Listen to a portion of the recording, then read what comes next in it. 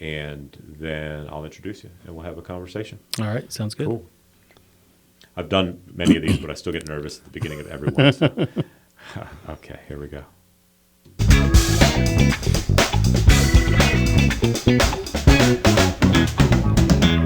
Hello and welcome to Morning Fuel. I am your host, John Bundy, and you are here because you believe in the power of the spoken word and its ability to change lives, and that by sharing our stories, we can help others to overcome challenges that they cannot overcome on their own. Whether it's a victory you need to win in business or in your own personal life, you understand that the answers can be found in listening to others who are willing to share their stories, knowing that their story ultimately doesn't belong to them. All right, today's guest, always having an interest in real estate, when he got the opportunity to go to school for it and he had the time to do it, he did it. When asked what his favorite thing about his business is, he replied, "It's not just about the transaction." To him, it's about being there to help people, even if it is to connect them with another business owner. He also loves that each and every transaction is a different, and you have the problem to solve, and you solve it on the go.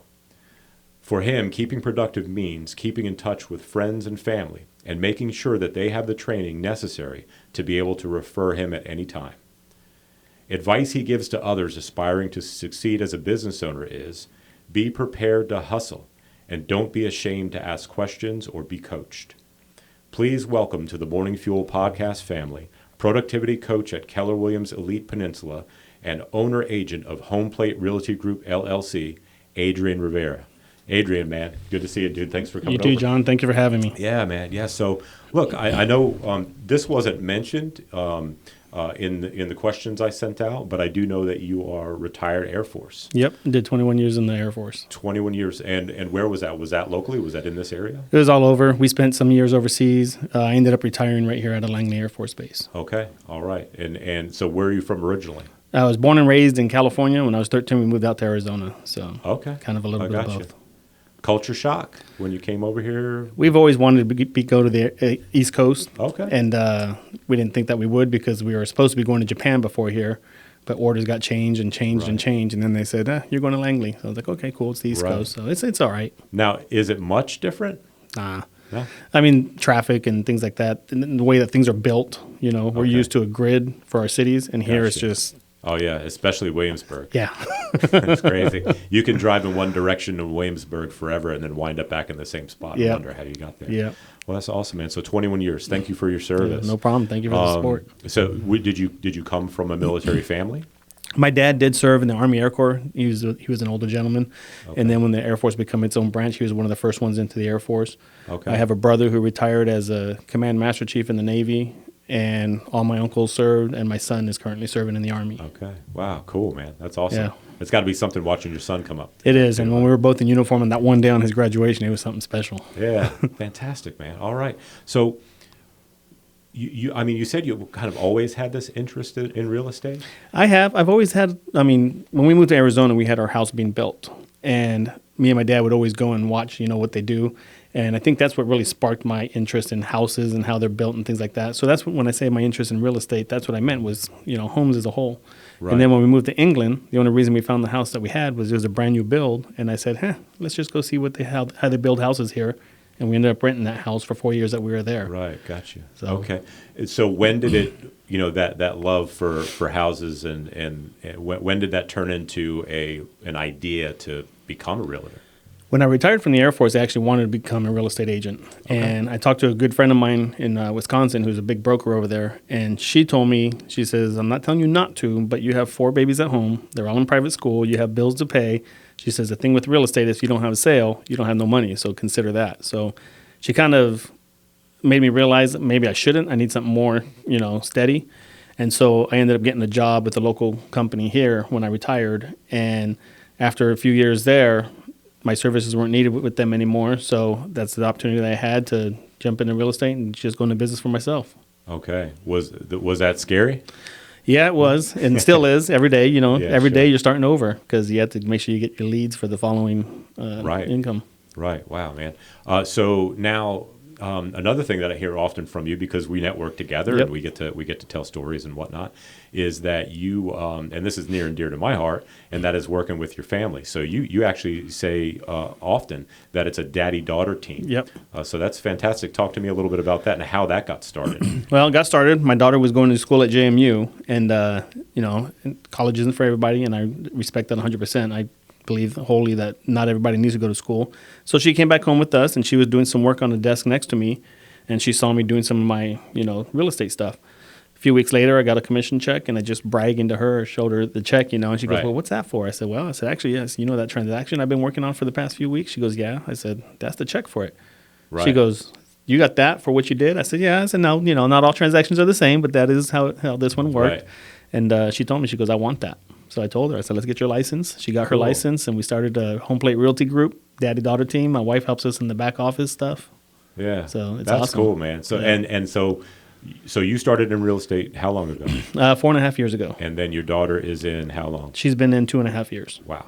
Cool. Does she still love it? She does, yeah. She's That's great. she's working at the shipyard now, but she wants to work on her real estate as well and kind of get that going again. Yeah, And, sure. Yeah. Now she's in another part of the state. Or She is. She's across the James River. The James River, over in the Windsor area. So, Gotcha. it helps us expand our team over there, where she could become the local expert over there, Right. and I'm the local expert here on the Peninsula. Okay. You are a productivity coach. Yes, sir. At Keller Williams, along with being an agent. What does that entail? What do you do with that? As a productivity coach, one thing that we offer at Keller Williams is all our new agents, they come into the firm, and as a productivity coach, it's my duty to get them into production, help them to change their lifestyle, work their sphere of influence, teach them about contracts and things like that. So for their first 4 transactions, I hold their hand and basically make sure that they do it right. Because Gotcha. in this industry, there's a lot of turnover.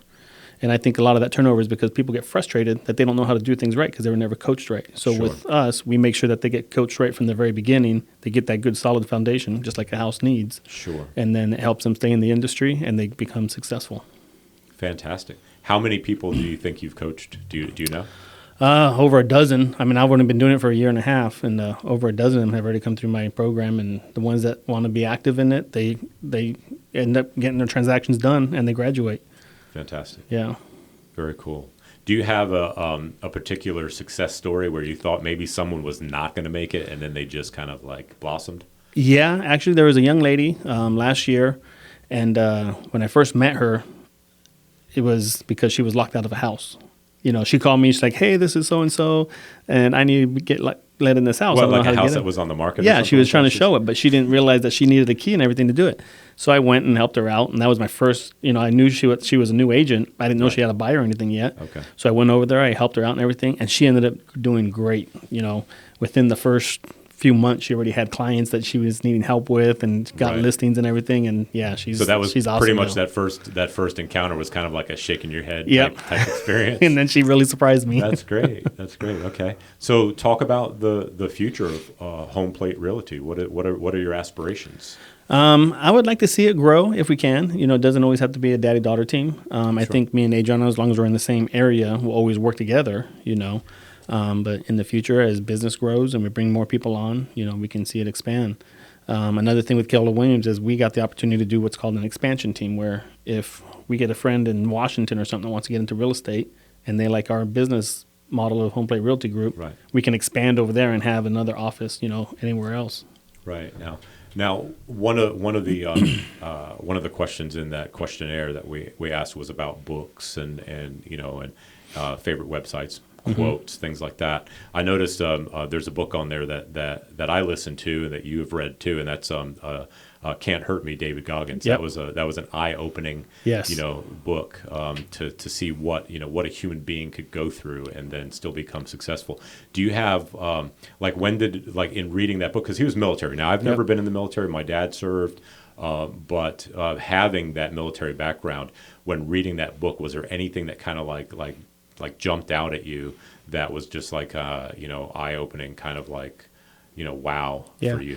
A lot of the when he talks about his story, and just a disclaimer out there, there's a lot of vulgar language in Yeah, that book. sure. It's so definitely not for the faint of yeah, heart. yeah. But the way that he tells his story and he adapts and overcomes, that's something that's instilled in you as a military person, adapt and overcome. Something doesn't go right, you just adapt and overcome. And that's exactly what you see him do, in his story. Right. And I always use that in real estate because, like I said, not every transaction is the same. I could sell 2 houses next door to each other Right. to different people, and both transactions will be completely different. Sure, and a lot of that comes down to the personalities and experiences of the people that you're doing business with, too. Exactly, yeah. What they know, what they don't know. Well, that's fantastic. So let's see. Now, you and I met through networking. I had come to a chapter of the Peninsula 212 network years ago, and over the past year, I had gotten invitations on a regular basis from you, and I always really meant to get it on the calendar and get there, but it just didn't work out. And one time it did, and I really fell in love with the group. When did you get involved with the networking with Peninsula 212? Shortly after I started real estate, Andy Fulgham, the CEO, owner of 212, me and him know each other from another business entity beforehand, and he just invited me to the Virginia Beach team that they had. And I went, and like you, I fell in love with it right away. I signed up that day. I was one of the first 3 to sign up that day, which usually when you're one of the first 3 in a team, they have a special incentive. So I wanted to take advantage of that. And some way, somehow, my application got lost, So I followed up with Andy. I was like, hey, Andy, I said, where's my application? And he says, he goes, I don't see an application. I said, I turned it in that day, this and that. And then he says, but he goes, I got 2 other people that can't keep making it, a trip to the Virginia Beach team that are there on the peninsula. If you want to get along with them and start your own team, I was like, well, yeah, that'd be perfect. So it worked out great, and me and the other 2, we got together, we started up this team, and we've grown it since then. Now, are those 2 still involved? Unfortunately, no. One of them has her duties at her business required her to step out, and then the other guy got out of the industry that he was in, and the industry he's in now doesn't require that business-to-business networking. Got you. Okay. Wow. So before I ask my last question of you, how can folks contact you, reach out to you on social media? I am available on Facebook. My realtor page is facebook.com/Adrian Rivera Realtor. Okay. I'm also on LinkedIn. If you look up Adrian Rivera, in the Newport News area, if that helps with the search. Sure. And our webpage is www.homeplaterealty.com. Okay. Excellent. And we'll also add that to the show notes. Cool. All right, man, last question. If you were able to speak to your younger self, what advice would you give that young man? Probably just put your whole self into everything that you do. I think if I would have done that, I probably would have been a little more successful in my Air Force career, and I probably would have been able to, when I was told not to do real estate at that time, know that even though she recommended not to, that probably would have been a better time, to get into it and just do it. Because you're going to adapt and overcome, and, you're going to succeed anyways if you do. Yeah, cool. Adrian, man, really, really good to know you, and look forward to more success in the future. Fantastic. Yeah, thank you, John. All right, man, have a good one. All right, thanks.